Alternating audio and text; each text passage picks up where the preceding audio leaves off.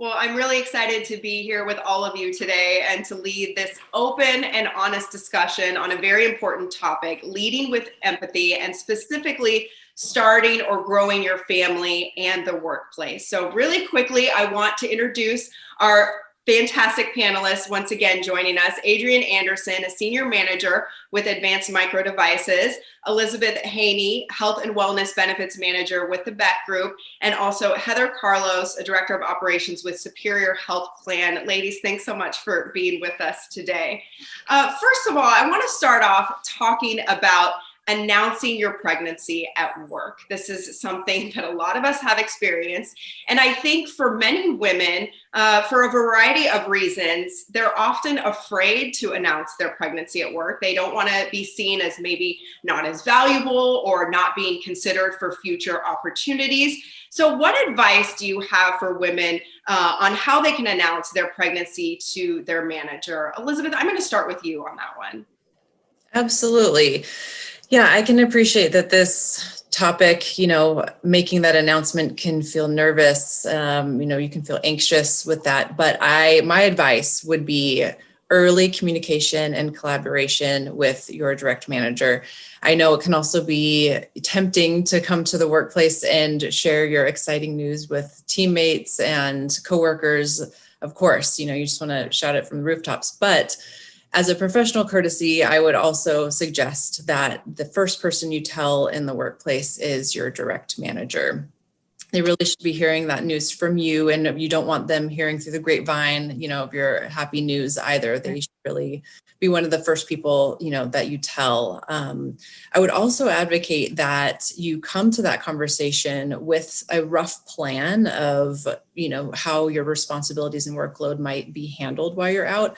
Of course, you're not going to know all of the details at that early conversation, but having an idea of and a suggestion of how you might manage some of that as you prepare to leave, I think just really shows that you're committed and engaged and wanting to work together to make it a smooth process for everyone involved, really. And starting with that initial conversation with your manager will set the tone for that open dialogue throughout your pregnancy as well as after baby arrives. So early communication and collaboration would be my advice. Yeah, very great advice. Coming to your manager early on and then developing that plan to help handle your workload and just letting them know there are going to be times where you will have to miss some work and giving them a heads up on that. It's definitely important. On the flip side, we want to talk about managers and how they can manage their employees who announce that they are expecting or their spouse will be expecting and they're going to have to be taking some time off in the future. So Heather, I want to ask you, how can you help train a manager to handle that situation? Well, lead by example, one thing. So making sure that you have that open communication with your staff so that way they feel comfortable coming to you when they have exciting news such as pregnancy to share. Also being flexible, making sure that you are supporting your staff member and allowing them to, maybe leave early for appointments or allowing them to maybe work from home if they have those swollen feet and are unable to work, come into the office and things like that. So just being flexible and supportive of your staff. Yeah, I think that can help so much.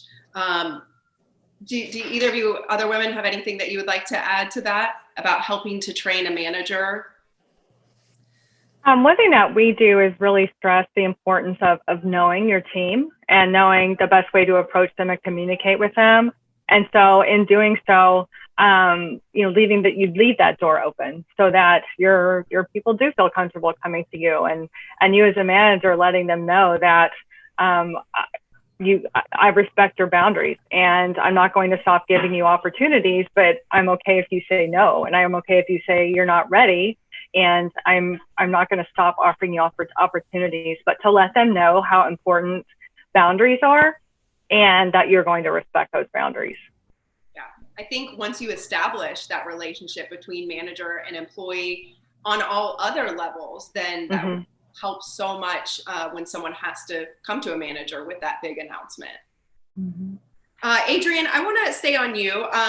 I know that your journey to parenthood was just a little bit different than maybe some of the other women. And I want to ask you about that. You know, what advice do you have for employees who may need more flexible arrangement when it comes to becoming a parent? And it's not just doctor's appointments, but it's also dealing with some other appointments and preparations when you're going to be adopting a child. Mm-hmm. Yeah, so it was really important that that I stayed in close communication with my manager, because as you mentioned, I wasn't going to doctor appointments, but I was meeting social workers, and I was traveling for seminars to be certified in different areas of parenting. And once my children were born, those first 6 months, you've got your monthly social work visits, and so I've got to leave the office to be present for those. But I don't think it's a different approach, because it is about transparency, and it's about communication. And for the manager, it's creating the environment where your employees are comfortable coming to you. I was fortunate, my manager was also adopted. So we had kind of a very special connection during the process of becoming a parent and then being a parent. And he's still my manager now. And, but he's created a space where, you know, I don't worry that being a parent has hampered my career in any way, because he's respected my boundaries and he's been very open with being communicative with me. Well, that's great. Your manager obviously understood adoption and the journey to adoption. Mm-hmm. But do you have any other advice that you could give to managers that maybe aren't familiar with the process, different things that they could do to be more supportive of their employee going through that journey? Well, I think in speaking with other people, I've heard people ask some questions that aren't necessarily appropriate. You know, why are you adopting? It's really not anybody's business. And so sharing with managers that if an employee approaches you and says, I'm going to be adopting a child, I'm starting the process, to just to let them know that the employee know, I want you to drive this conversation and I want you to drive the relationship, because checking in every 2 weeks with how's the process going and you had a call yet, it's pretty nerve-wracking. I mean, it took my husband and I, it took us 18 months from start to finish of adopting our first child. So the, you know, you wouldn't ask personal physical questions about pregnancy. So, you know, being thoughtful about what kind of personal questions are you asking somebody who's adopting. Right. Along those lines, and we've gotten into this a little bit, but let's talk about how managers can be more supportive along the way when women announce that they're pregnant or that they're expecting. Not asking the personal questions, but okay, you've already made the announcement. Now you're going through that. What can managers do to kind of check in with their employees along the way, or show that they are supportive of that process along the way? Heather, any advice for managers? Probably just going back to being supportive and flexible. With myself, I struggled with infertility. So when I was going through the actual fertility treatments and things like that, my boss was very supportive, and she didn't ask those questions that Adrienne had mentioned, because there are times when, you know, if you have to call in sick or something like that, you don't want to ask that person that may be going through those infertility things, oh, well, maybe are you pregnant? Is that why you're sick? Being more concerned about how they're feeling instead of asking those personal questions along those lines. Now, once someone is pregnant and does present, does say those exciting words, you know, I'm pregnant, and they may need to stay at home, like I mentioned earlier, because they can't get into work, or they're feeling under the weather and things like that. Just being flexible is the main key. Mhm. Yeah. Elizabeth, do you have anything to add to that? I know that you've really worked on policies with your company on how the employer can be more supportive of women and moms specifically. So anything else to add, advice for managers to support women along their journey to becoming parents? Yeah, and I'm so happy to hear the other ladies say the key point about managers being careful about how they ask questions or what the questions are that they ask specifically, because one of the things I thought about in this particular aspect was just in support, showing you care, right? Just taking an interest, or asking your teammates or your employees, how they're doing and things. But you do have to be careful for that line where it maybe gets a little too personal or a little, not quite your business. So I think, show whatever ways that are appropriate, that you can show that, hey, I'm here to support you. I care about you as an individual, as, a person starting or developing your family, growing your family. So, that will look different. But I think that is important to kind of keep in mind that, there is a way where you can get a little too personal, maybe, in showing how much you care or that you're interested in. But from the employee side, I would also advocate for, if you have that open conversation with your manager and something comes up where you do need some flexibility, already kind of thinking ahead to solutions or ways that, you might be able to complete your work in a different way. So maybe it's you have a laptop at home and you're able to do some work from home, and sharing that with your manager that you're already thinking about those things, so that they're not into that problem solving mode of like, oh, Elizabeth can't come into work, I've now got to fill XYZ. Being a little proactive and kind of thinking ahead about some of those solutions, I think from a manager's standpoint is helpful. And also just being aware too of what benefits are available to you, whether it be FMLA or PTO or short-term disability. As you get through different phases of your pregnancy, you may need bed rest, or you may need some other medical, time away from work before baby arrives. So just being aware of what some of those benefits are that are available to you, so that you can use those if they come into play as well. Right. And I imagine that can also give you some peace of mind as an employee, just knowing that those benefits will be there for you if you do come to that point where you may need to use them. Let's talk about, is there anything that you wish employees or employers would do differently for those who have announced that they're expecting? Any examples that you have seen that you think employers could do differently, Elizabeth? Well, one thing, and kind of keeping on that benefits topic, I would say from the employee standpoint, one thing that because of my role, my benefits and wellness management role, I wish that or would advocate for employees reaching out and knowing what those benefit and leave policies are early on.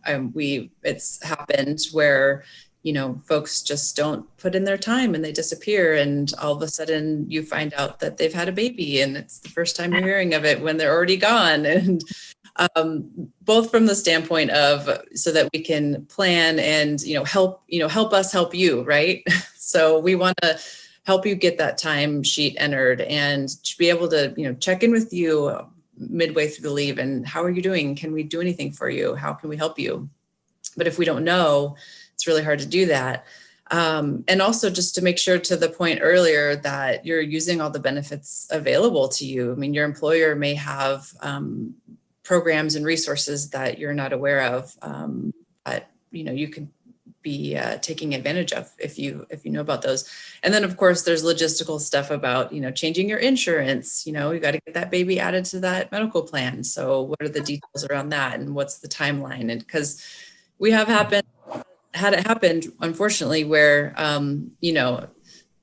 baby doesn't get added within the time frame of the plan allows, and then it's a whole nother conversation that happens after that. But in terms of getting baby added to that medical insurance, so just, informing your benefits and HR team, and so that we can better help you through the process.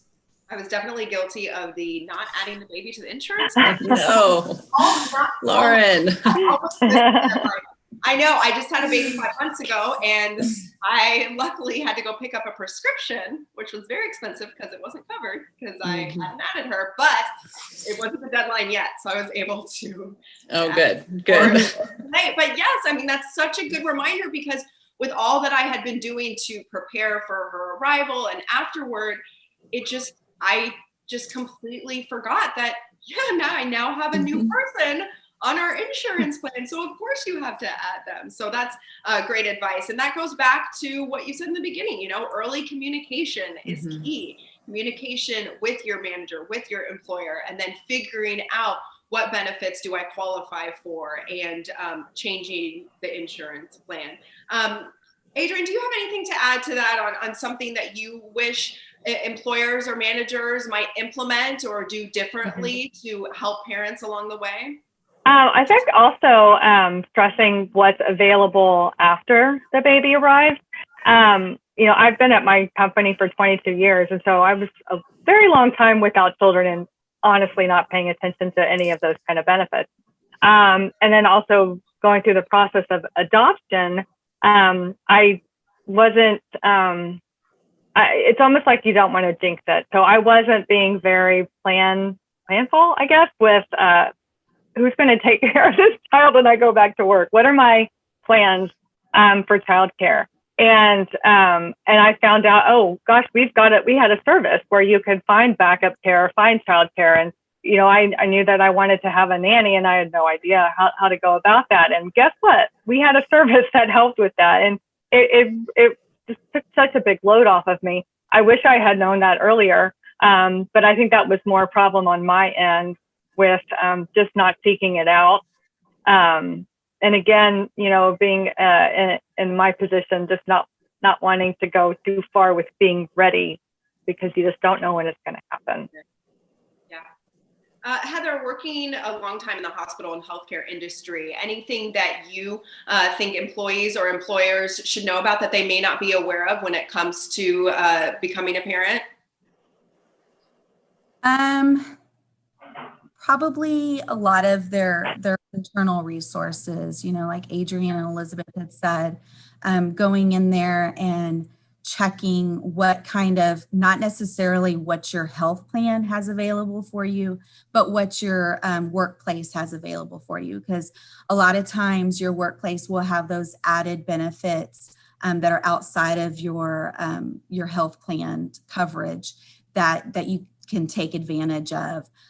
For instance, like Adrian was saying, the nanny care, being able to go and look to see what kind of childcare options, discounts that your workplace may offer that they've partnered with other companies in order to provide to their employees. I go back to the question that I first asked on how you announce your pregnancy, and that some women are afraid of that. I know for me, even when I announced my first pregnancy to my employer, it was something I was nervous about. Why do you think that is? And how can we just continue to work to make announcing pregnancy or announcing becoming a parent just more accepted in the workplace? Elizabeth? It's a good question. I think, thinking back on my own experience as well, I think part of it is, especially if it's your first child, that's just a sort of a nerve-wracking conversation to have, so I think there's just some natural nerves happening there. I think, you're right. I mean, there is sort of this cultural shift that we're making some headway on as a country in terms of having these conversations and shining a light on the needs of our growing families. And so I think we're headed in the right direction. I think for companies, maybe just it's a larger company culture. And I think, you alluded in the beginning, I think, about policies and paid leave and all of those things, which certainly help. But there's a more cultural aspect to it as well. And I think as a whole, in making this conversation easier as we move forward, I do think that the policies are a good start, and that leads the culture, which then feeds expectation. So thinking about, if you've got a company with a great company culture where, there are communications about supporting family, there's benefits and resources available. I think that sets the tone and the expectations for employees as they get ready to have these conversations, that they have an expectation of how the company as a whole views their position. And also on the manager side, it sets the tone and the expectation for how we expect our team members to be treated as they expand their families. So it's a hard nut to crack, right? But I think as we just talk about it more, and I think there just will be a growing momentum for making it a more comfortable conversation to have. Adrienne, anything to add to that? You mentioned that your manager obviously was familiar with adoption, being adopted, but did you have any trepidation when you were going to approach your manager to make this announcement that you're going to be a parent? Oh, absolutely. Because again, it seems like for so long that the announcement of a child is, well, are you coming back to work? It's like not that assumption that why wouldn't I come back to work? So it's kind of what you mentioned. I guess you don't want to be mommy tracked necessarily, but then also in my case, just what is the timing? Because what if it doesn't go through? And having it's a hard conversation. So I had some trepidation about that, as far as it's like almost like you don't want to jinx it, but at the same time you have to. There has to be preparation. And so if you can work with your manager about, I'm going to be gone for a while, but you can contact me. You're setting your boundaries again. It's okay to contact me, or this is when I'm going to come back, and this is what I'll be able to handle when I come back. Just setting that just close communication of keeping boundaries, but also that seeing the employee as a whole person, and being a mother is part of who I am. So I'm not sure if I answered your question. Yeah, that was great. Heather, any final words on how we can improve empathy in the workplace when it comes to moms? I think, we talk about communication as key. I think you need to have that communication repertoire when you're communicating with your staff any other time. So if you've already built those relationships with your staff, then they're not afraid to come to you with things like pregnancy or wanting to start a family, that sort of thing. So making sure that you have that open door policy, that open communication with your staff in the very beginning, before any new family, exciting news and things like that. So, yeah, great advice. I think that's so important, and that's really what is key. Keeping those lines of communication open between manager and employee, so that they feel comfortable coming to you when they're announcing their pregnancy or that their family is growing. And then you start the communication early and go from there. Ladies, thanks so much. And does anyone else have anything that you would like to add on this topic?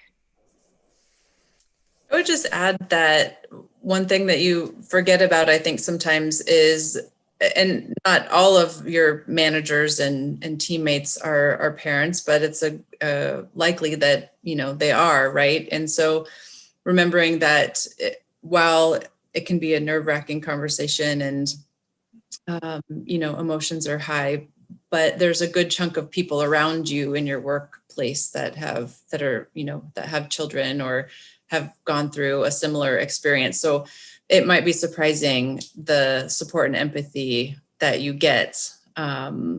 So I think remembering that there's other folks in your shoes too.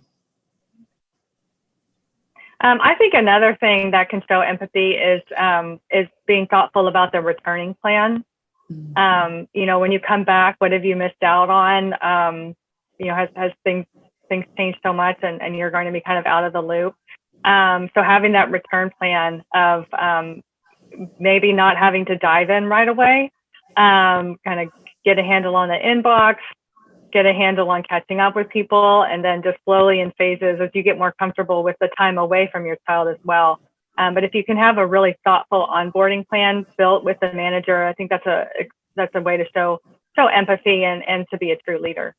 Yeah, I think that's a great point that you bring up, because once parents come back to work, you do kind of have to ease in those first couple days. I think for some parents can be pretty difficult after they've taken an extended time off, or just leaving their child for the first time. So that's a whole nother aspect that could be brought up about having empathy and showing support to those parents. Like, we know this may be a little tough, and you've got to ease back into your work.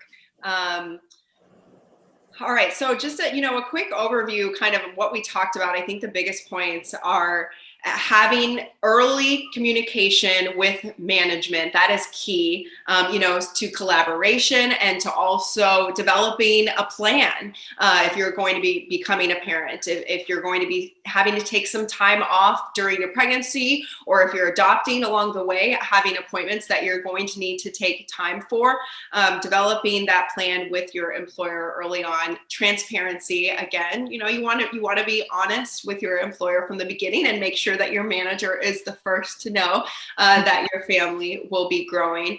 And then also good reminders to managers about the boundaries. Of course, you want to show support to your employee, but not ask too many personal questions and questions that may not be appropriate for the workplace, but just showing your employee that they have your support along the way, and that they can come to you if needed. And this is all about making pregnancy and making the journey to parenthood more accepted in the workplace. There's a lot of great people working out there, and of course, managers want to keep their employees and keep them working and keep them coming back to work. All important points in the journey to parenthood. So ladies, thank you so much for joining us for this discussion. We appreciate your time so much today, and thank you for all of your great answers. Thanks for having me. Thank you.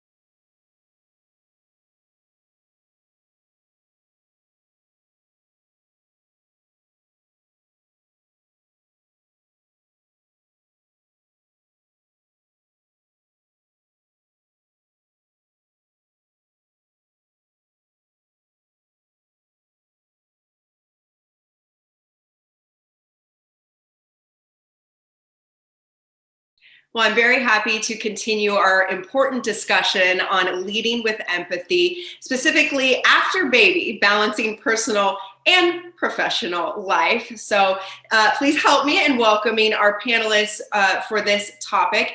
Anna McKay, return to work and leadership coach with Parents Pivot, and also Kelly Wynn Ferguson, founder and CEO of Kelly Wynn. Ladies, thank you so much for being with us today.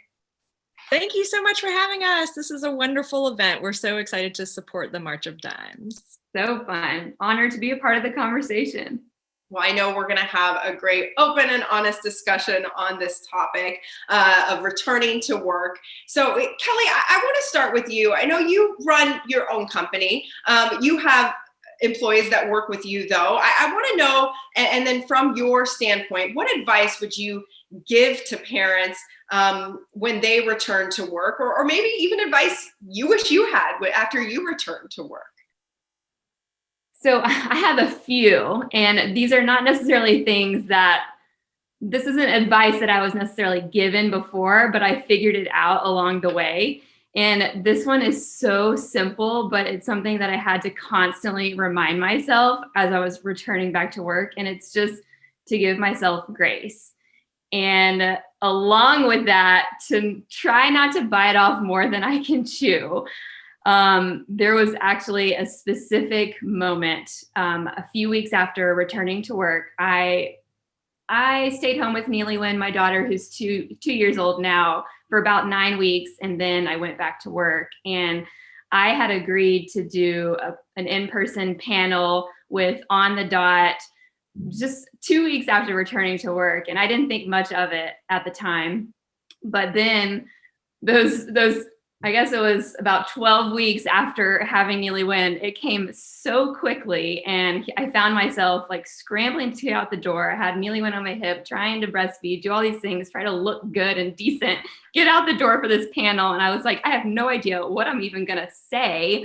I was so brain dead and exhausted. You know, you're in the thick of it too, Lauren. You know how it is.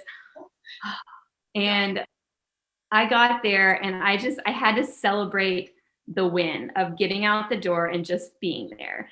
And I was just so open and honest on the panel, and I was with 3 other fabulous women that were not moms yet. And they were just giving these incredible answers. And I just felt so just brain dead, like not sure what to say. And I just was so honest with everyone. I was like, I just have to be honest that I am in the thick of it. I am so exhausted. But the biggest advice that I keep reminding and telling myself right now is just give yourself grace and celebrate the little wins, because it's so important to be positive and enjoy the process and just celebrate yourself, because getting out of bed in the morning when you're exhausted from feeding the night before, it's a win. You got to celebrate it. So that was one thing I had to remind myself over and over. Yeah, that is really great advice. And I think something that most parents can definitely relate to. The struggle is real when you are in the thick of it, especially in the beginning, and giving yourself that grace and celebrating the small things really means so much. Anna, do you have anything to add to that? Any advice for parents when they're first returning to work?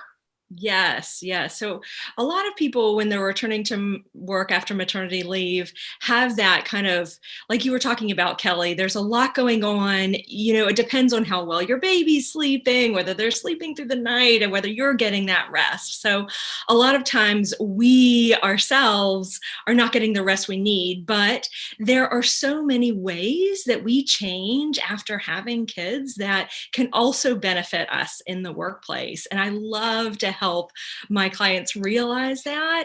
It's amazing to see, I know when I was returning to paid work, there were things that I was doing that I needed to work on in my professional life that I could also benefit from improving those in my personal life. Like, for example, I know, and this is a common thing, a lot of my clients feel this way, have a hard time saying no. And have a hard time managing everything on their plate. And so this is something that I was having a challenge with at work.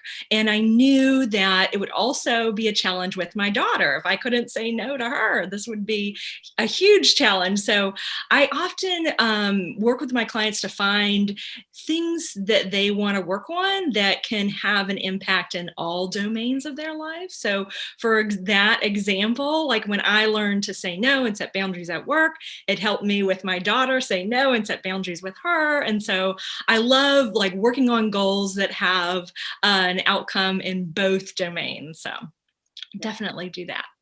Great advice. You're mentioning your clients. For those who aren't familiar, Parents Pivot is an online resource hub that focuses on helping people, specifically parents, reconnect with their professional selves.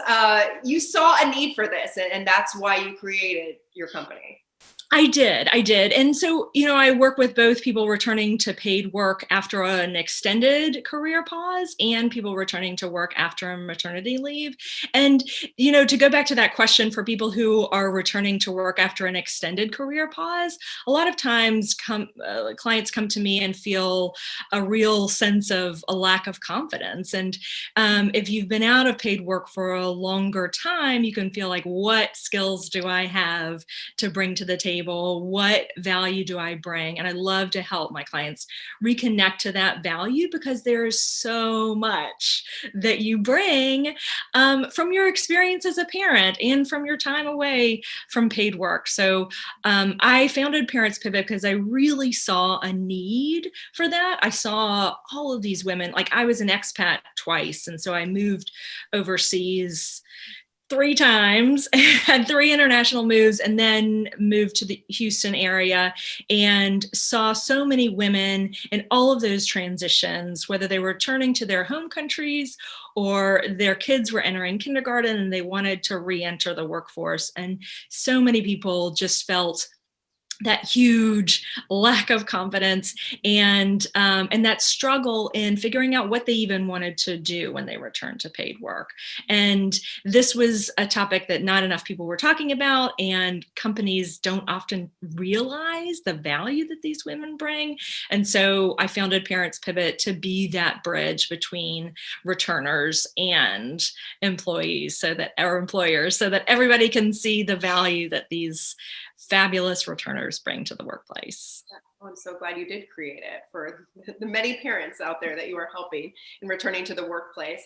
We talked about lack of sleep, which I think as parents we can all relate to. I have a 5-month-old. We're still dealing with that. And also lack of confidence when you're returning to work after taking an extended leave from work. Kelly, what do you think is the number one reason that some women struggle when they return to work? I think it's just feeling so overwhelmed because you're expected to do it all and do it all gracefully, and we don't have it all together. And reality is, social media kind of creates the comparison trap, and you feel like other moms have it together, and here you are scrambling to get out the door and balance work and personal life, and you feel like you're failing, so to speak, at doing it, and you see these other women on social media, and it's just not reality. And so I just think having a support system in that, because it probably about 6 months after having Neely Wynn is when I realized I wasn't really talking much about my struggles with returning back to work.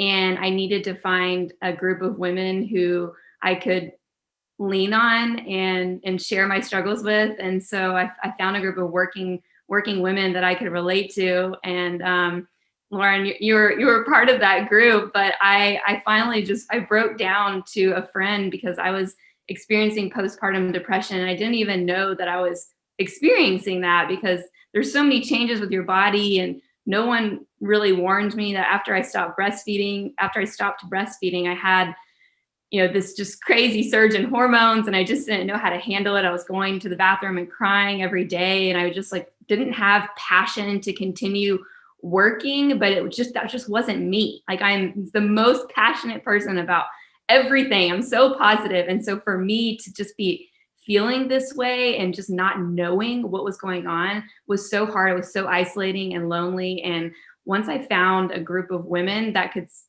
look at me in the eye and say, hey, me too. Like, I've been struggling with it too. And everyone struggles, I feel like, on some level. Just having that support system was so crucial to me. So thank you, Lauren, for being part of that support system.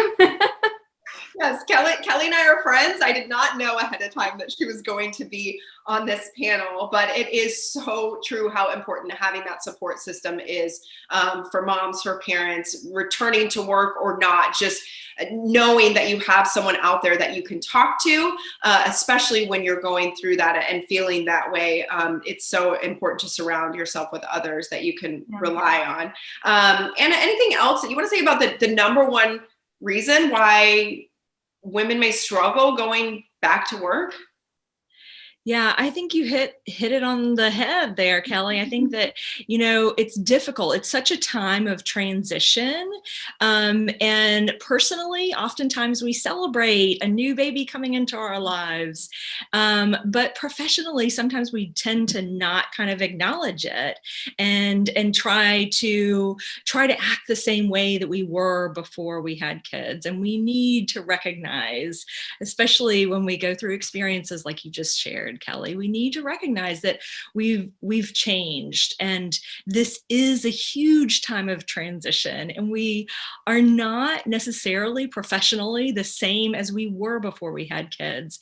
And there are so many ways that that's challenging, but there's so many ways that that's also amazing.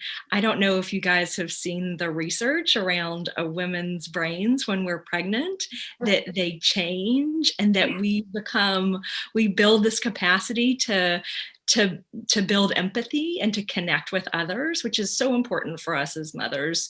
But it's also huge in the workplace. I know you guys probably have read all the stuff about emotional intelligence in the workplace and how important it is to be a leader. I think it's incredible that when we go through that experience, of having a child, that our brain changes and makes us more open to building the capacity for empathy. And then we all know, if we're parents, we get plenty of time to practice. Right. Building those skills. So I think that like recognizing and connecting in with those the real benefits that we get from being parents and how they play out in the workplace can be helpful. Such a good point that you bring up. Kelly, you started to go into your experience dealing with some postpartum depression. Anything else that you want to share with those watching who may be experiencing the same thing, or, on the flip side, employers that may be not even realizing that their employees are dealing with this? Right. Well, from the employer side, it's just so important to check in with your employees and just ask them, how are you doing? Not just professionally, but how are you doing personally? Because women want to feel heard. And I think if you are acknowledging the fact that, hey, you've been through a huge transition, like you said, Anna, and I'm here for you, and I want to know how I can be praying for you, how I can help you, how I can support you, is really important. And I had an employee that had a baby and went through some postpartum depression that before I had Neely went. So I didn't really even understand the experience before. And I've learned so much through going that, and have asked her, how can I be better? And what would you have wanted and needed from me? So that way I can just be a better boss moving forward. And obviously I've been through the experience myself now, so I've just learned a lot. But yeah, the postpartum depression, it just felt so isolating. And so I just want people to know that you're not alone. So if you're experiencing any signs of just sadness and anxiety or lack of desire, it doesn't have postpartum depression. I think when women think of it, they think of, that means that I don't love my baby or I don't want my baby. And that's like the extreme.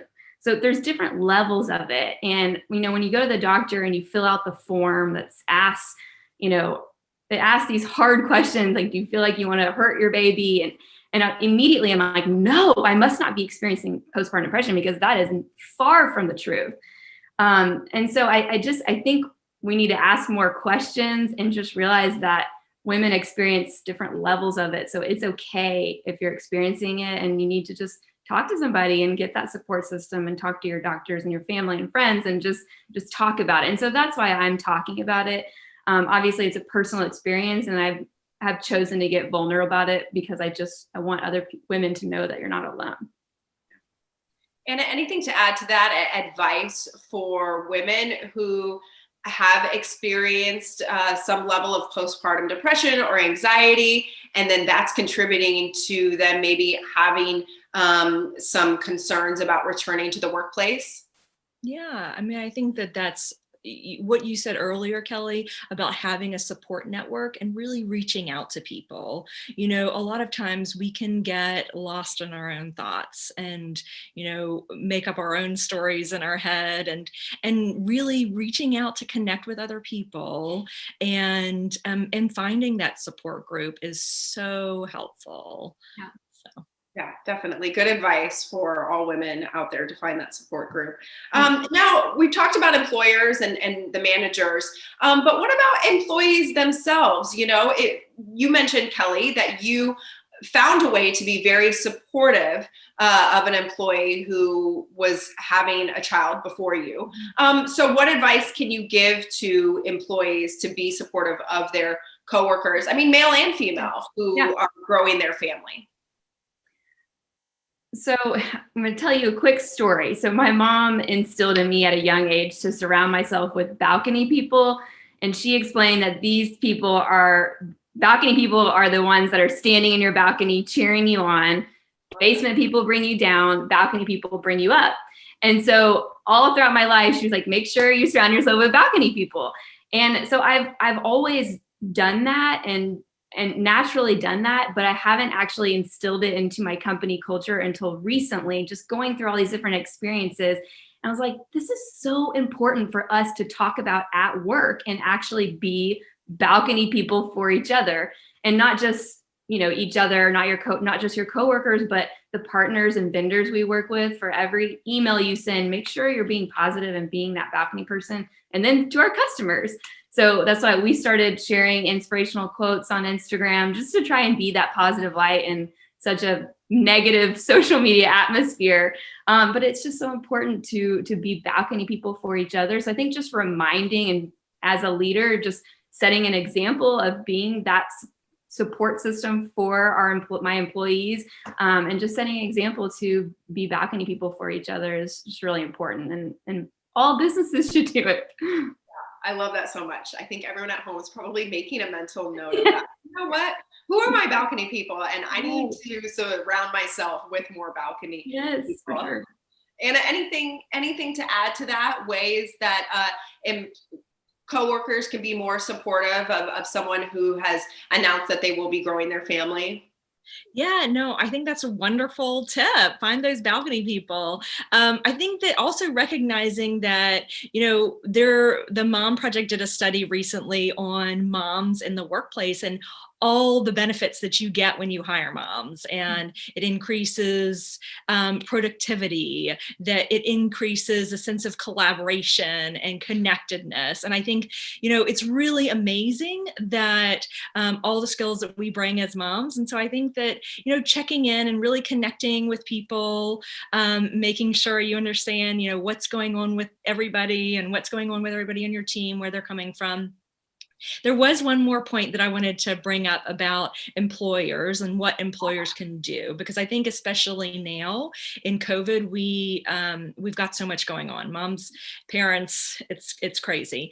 And so I think really, and we're coming up to the end of the year for many people. So I think employers really need to focus on outcomes when they're taking a look at performance, and not necessarily focus on like the FaceTime or focusing on the, you know, when we were back in the office, like how much time people were spending at work. People need to focus on productivity and output.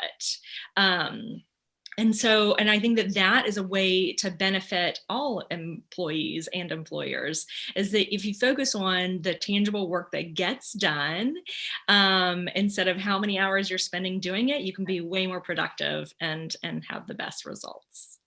I love that. Yeah, because I think sometimes probably employers can get caught a little too caught up, maybe, and managers get too caught up in the day-to-day and how each employee is spending those hours at work, or when are they away from work and what are they doing, but focusing on the finished job and that the work is getting done could be most important.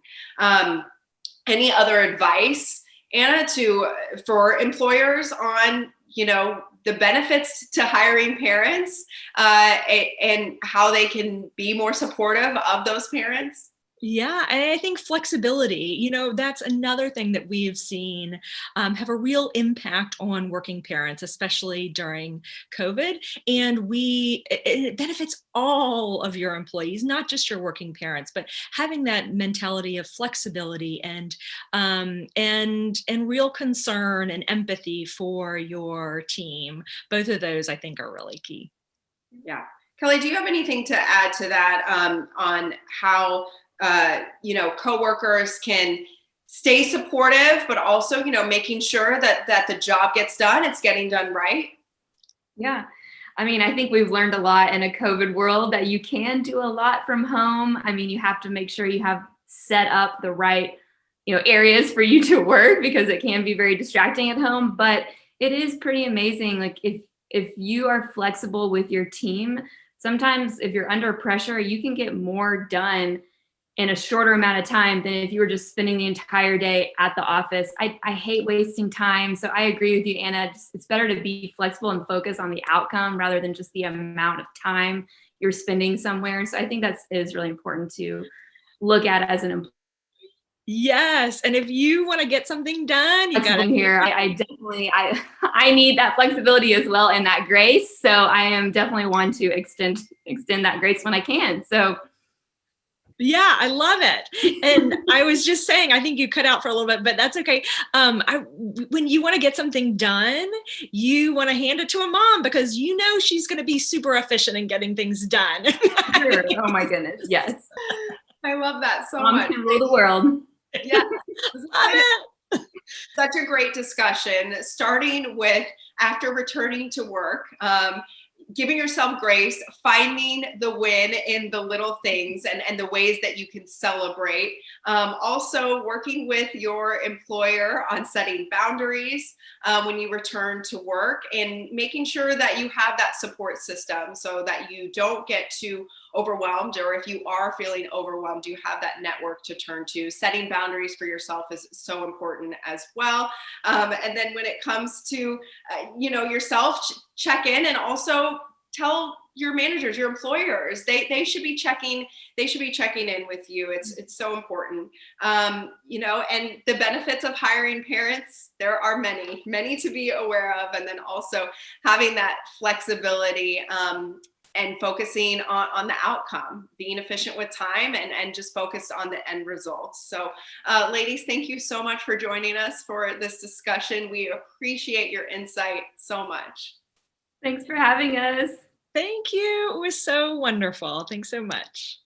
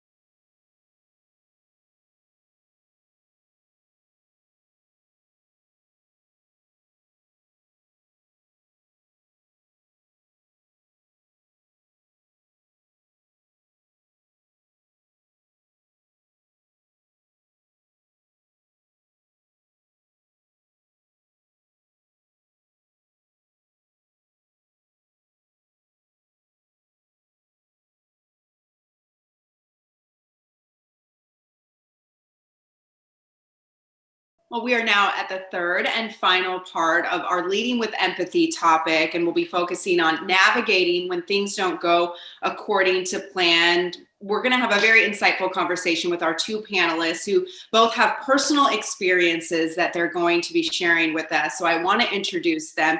Mia Garza-McCord, president of Texas Conservative Coalition Research Institute, and also Nikki Moriarty, staffing manager and life coach with Google. Ladies, thanks so much for joining us. Thank you for having us. Thanks for having us. Well, we know that families often experience a pregnancy crisis. It happens more than we realize. And how workplaces respond is crucial in determining that employee's future with the company. Mia and Nikki, you both have experiences. And I want to start with you, Mia. If you can tell us a little bit about your pregnancy, your journey to parenthood, and what happened with that. Sure, I'd love to. Thank you. My husband and I were about a year into our marriage, and we decided that we were ready to have a family. This was 2012. We were both worked in and around the Capitol and the legislature, and we were about to go into a legislative session. So we had decided if we were not pregnant by a certain date, we were going to move on and get pregnant after session. And lo and behold, we were able to get pregnant. The pregnancy was great until it wasn't. It was, I'm a planner, so we had everything planned out. I had even planned in for, this is perfect timing. He's due in July. We can even do a special session. And about 24 weeks into the pregnancy, the pregnancy had been great, little morning sickness, a lot of sleepiness. But I looked down, I was on the Senate floor that day. I was chief of staff for Senator Hancock. Looked down at my feet, and my feet had swollen over my shoes. I didn't think much of it, called my doctor just to be sure. They told me to keep watching. At the end of the weekend, I had developed a headache, so I went in to get checked. I had also swollen. I had gained about 15 pounds over the weekend and just swelling. And the doctor put me on bed rest, called my boss at the time, and he said, okay, I picked up a laptop, picked up everything that I was going to need to follow along to with the legislative session. And I went and I laid in bed for a week. And at the end of the week, I went back for a checkup, and the doctor released me. And I went straight back to the Capitol to work, because that's what you do. By the end of the day, I wasn't feeling well. I had pains that were not contraction or pregnancy pains, but organ pains. My husband rushed me to the hospital. I was transferred to a hospital with a NICU because at the time I was just about 26 weeks. The baby had been measuring about a week and a half small. Made it through the 40 hours. I got 2 steroid shots in. I was diagnosed with a sudden onset of severe preeclampsia, and so my organs were failing. And at 40 hours, they decided it was time. One of my most fond memories is just to kind of give you an example of my personality.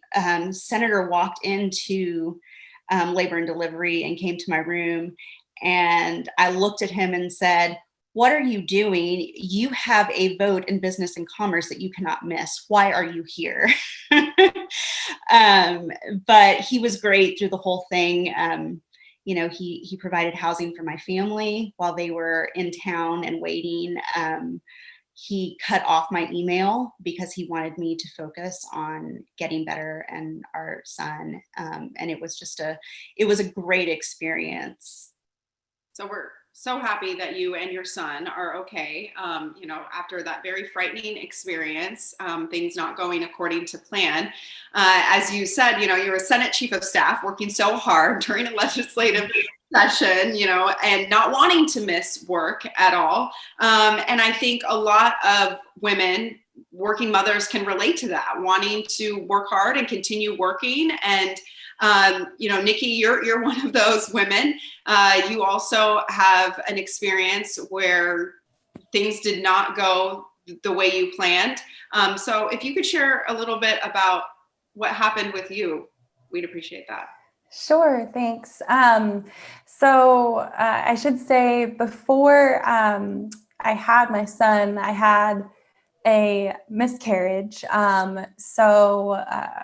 Was already on hyper alert when I made it past that first trimester with my son.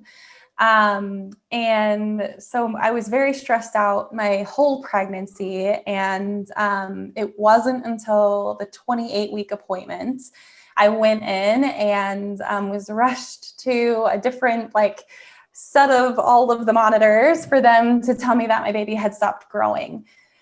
He was no longer thriving in utero, and I would be monitored very closely twice a week until I would deliver, and they were hoping that I would be able to keep him in until 35 weeks.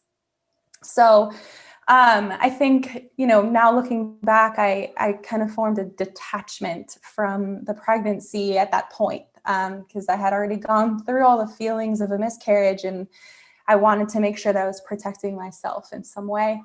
So I threw myself into work. I thought, okay, well, I know I'm good at this job I have, so I might as well do what I can to just stay focused and stay the course and work really hard. And if I do that, maybe I won't think about all of the other things that are happening to me at this point.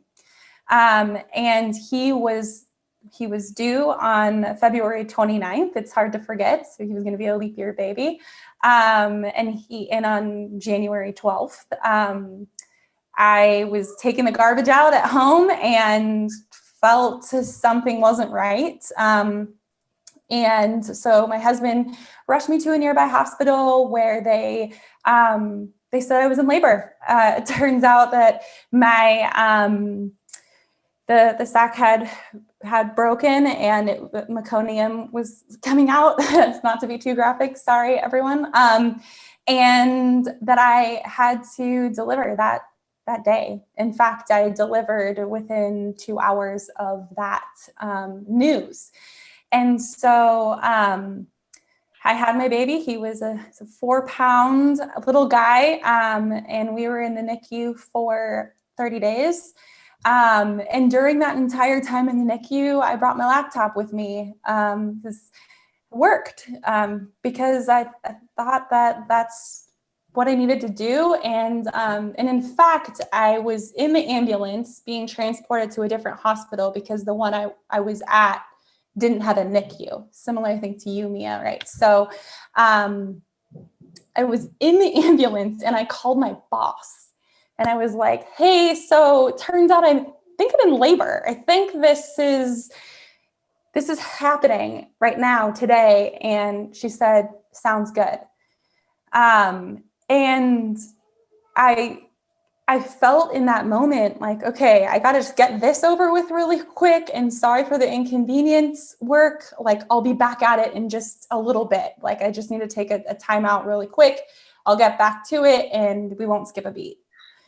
And so for that time in the NICU, I worked to pass the time and just really had a hard time detaching myself from the job while I was, And maybe not the support from management that you should have had at the time. And that would have probably helped you so much during what was the most difficult time in your life. But you and your son also doing well now, and he's growing and almost 5 years old, which is great. Thank you for sharing your story. Mia, I want to go back to you because you mentioned how your boss was so great from the get-go, starting from when you were very pregnant and trying to give you the support you needed at the time.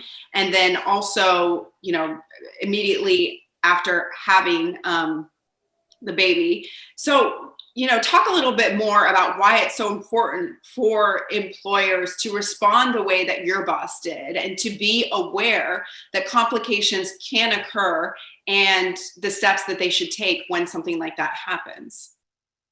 Absolutely. I think going back to what Nikki said, pregnancy stressful. Being a woman in the workplace is stressful. And so knowing, I feel, unlike Nikki, I immediately got that okay from my boss. I understand you are going through a difficult time. He did everything from pay for rooms for our family as they traveled into town to having a fundraiser to raise funds for the NICU that we were in. And the biggest one is turning off my email because, like Nikki, I wanted to work. I thought that that's how I would get through it. But he almost knew better than I did that I didn't need to do that. And so I think it's just employers need to recognize that pregnancies are hard.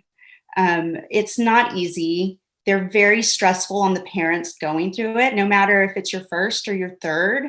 It's the same thing. You're worried about your health. You're worried about your home. You're worried about work if you're a working parent. And they just need to be more aware of the situation, be aware of the complications that come with pregnancy, and create an environment where there's an open communication. How are you feeling? Don't just tell me I'm fine. How are you feeling? It's okay to not feel well today. I understand that. My Senator Hancock would prop pillows on in his office when we were in the middle of meetings, so that I could rest and do what I was supposed to be doing in that week that day I went back to work. I mean, that's just a complete, above and beyond what I guess you would expect. And I'm sure that it was him responding like that and having that open line of communication that ultimately helped you during that very difficult time when your son was in the NICU. And then also when you did return to work and making that tough decision to return to work, I'm guessing that it was probably an easier decision knowing that you had the support from your boss.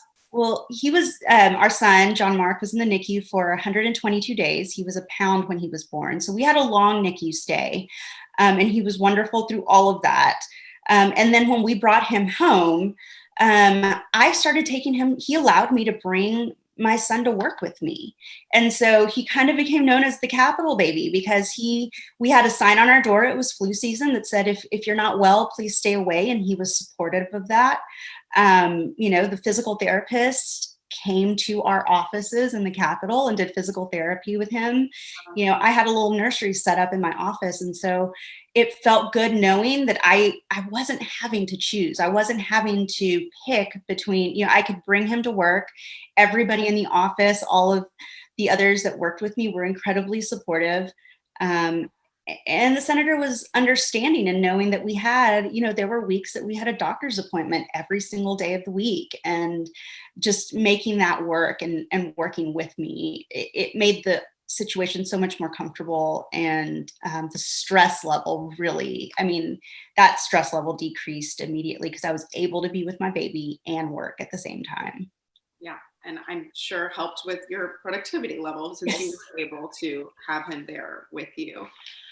Nikki, I want to go back to you. Of course, you work for a great employer, and there's definitely a distinction between manager and employer. Your company has always, you felt, been supportive of you.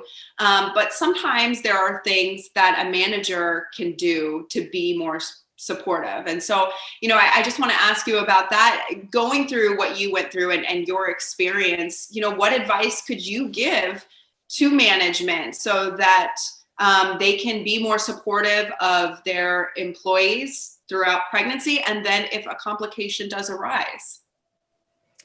Yeah, I think taking a page out of me as a manager's book sounds like a good idea. I think simply being there, my manager wasn't in the same place as me at all. She's in California. But I think even reaching out via an email or, a letter or whatever it is, just to let me know that she's thinking of me, or is there anything that she can do? I think too, as managers, we don't know what to do. There's no handbook on any of this. And sometimes we feel like if we do reach out, or if we're too involved, that person might then feel like they need to respond. And so I think being upfront and saying, hey, no response needed. I just want you to know I'm thinking of you. I hope you and baby are doing great. Here if you need anything. And again, there to support you in your new mom journey, and that we've got it taken care of over here, and work is fine.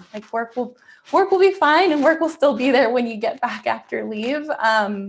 And I know that, Google offers a beautiful package of being with your baby for 6 months, which is fantastic. I mean, it's amazing. It also is stressful for the employee to feel like they've been gone for so long. So I think managers just reinforcing like, hey, it's going to be okay. Like, your job will be fine. Real quick, I want to ask both of you if there was anything that you wish you had known from your employer ahead of time. Obviously, you were not predicting to have any sort of complications. But when that happened, looking back, is there anything that you wish you would have known about, the company at the time, or things that were in place in case of a complication? Nikki? It's a good question. I'm sure there are. Google's amazing, so anything I could have ever wanted or needed was there. I just didn't know what I should have asked. I didn't know how to navigate anything that was going on with me in that moment. And then I was just really stuck on this loop of needing to be there for the company. I needed to, somehow my body of work was important enough for me to put everything that was happening with me on the back burner to be there for the company. I'm sure if, I can't think of anything specific to your question, but they have so many resources available for us. Right. Well, and I think it goes back to what Mia was saying, that, from the get-go, she felt supported by her boss and employer, just, being there for her, letting her know if she needs anything along the way. I'm sure that helped make such a difference. Mia, anything that you would want to say to employers or to management to make sure that their parents know about if they're going into this, if there are policies in place, if there's going to be a complication? I think those are such important conversations to have up front so that mothers and fathers know what to plan for. I was lucky in that I worked in an environment where the benefits and whatnot were flexible. So I knew going into it that, I was going to be able to take time off to take care of my son. Obviously before we knew that all these complications were going to happen. But I think we, now that I'm in the position of management, just having those conversations up front, I think, to what Nikki was saying, you don't know what to ask when you're in that situation. And so even if it's kind of an awkward conversation, being able to have that conversation with someone. And, I'll tell you, I've had, after my situation and whatnot, I've had male counterparts when I was still in the Capitol who would reach out to me and say, one of my employees is pregnant. How do I properly address it? Because they wanted to be supportive and they recognized that there might be maybe a communication barrier or whatnot. And I thought that was really great, as managers talking to each other and figuring out what's working. Well, we thank both of you for being open and sharing your experiences with us and with everyone at home. The mission of March of Dimes, of course, is to have healthy moms and strong babies. And I think having conversations like this can only help that mission. Just to do a quick recap, we know that pregnancy, of course, can be very stressful and not go as planned. And it's important that employers and managers are aware of that. There can be many different complications from start to after baby's arrival. So reaching out to your management, having a conversation from the get-go. And then it's important for management to let their employee know that they are supported and that they're there for them. Having a conversation from the beginning and a plan and knowing how things will go if a complication arises is so important. So Mia and Nikki, we thank you so much for taking the time to be with us today and being a part of this conversation. Thank you.